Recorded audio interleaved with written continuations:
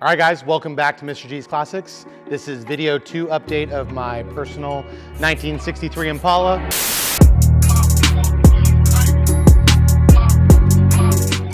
It is ready for some undercoating underneath the truck, or underneath the car, sorry. Trucks all day, this is a car. So we're gonna use a Raptor liner. We've scuffed the bottom, cleaned it, got all of 50 years worth of junk underneath of it off of the bottom of the car as best as we can.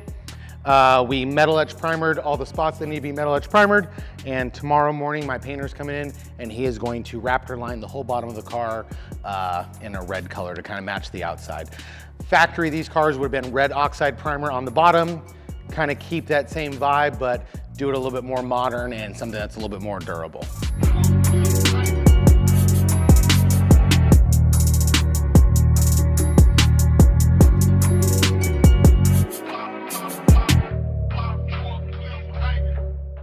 Okay, chassis, completely rotisseried, gusseted on the bottom where there's a couple small holes. This is a complete Ridetech airbag kit, so everything comes from them. Upper, lower, arms, all new bags, all new lines, new trailing arms, bushings, banana bar in the back, shocks. It's their complete kit. Front sway bar. Basically, we are gonna be doing an install video on their E5 RidePRO as well. We're gonna do that once the body is back on the chassis. We are gonna be running a GM Performance LS3. This is the 495 horsepower version. It has a built Gearstar Stage 3 4L60 that I got from Boris at Street Machinery. It has a Billet Specialties front drive kit. I was waiting for the power steering reservoir. It just got here, we're gonna put that on. We're running just very simple things, Holley valve covers, waiting on ultimate headers. So once we get the body back on, Dan can build the exhaust for it. And yeah, we're gonna run it all the way out the back, mufflers all the way in the back, try to give it a really good sound. But yeah, that's it. Just should be a simple, easy cruiser. And I'll have Brandon get some shots of the original interior. We had it steam cleaned. Like I was telling you guys in the first video, this thing only had like 53,000 miles on it. The original interior came back to life amazingly. It's got brand new carpet, kill matted the whole bottom of the car.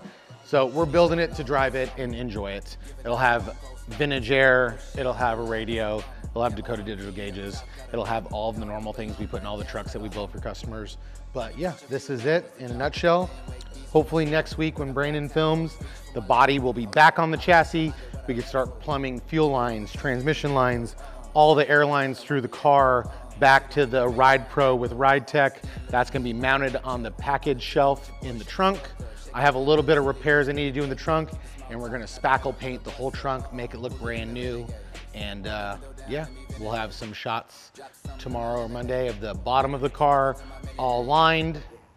And hopefully next weekend on the update, like I was saying, body back on the chassis, start plumbing, BPI harness that I got from Alex Walker. Thank you, Alex. We're gonna get this mounted inside the car, underneath the front seat. So yeah, we'll 60-ish days, hopefully we'll be driving this thing. See you guys in the next one. Later. Bunny rabbits going rabbit. Scully on incognito. Launching the Mark 48 torpedo.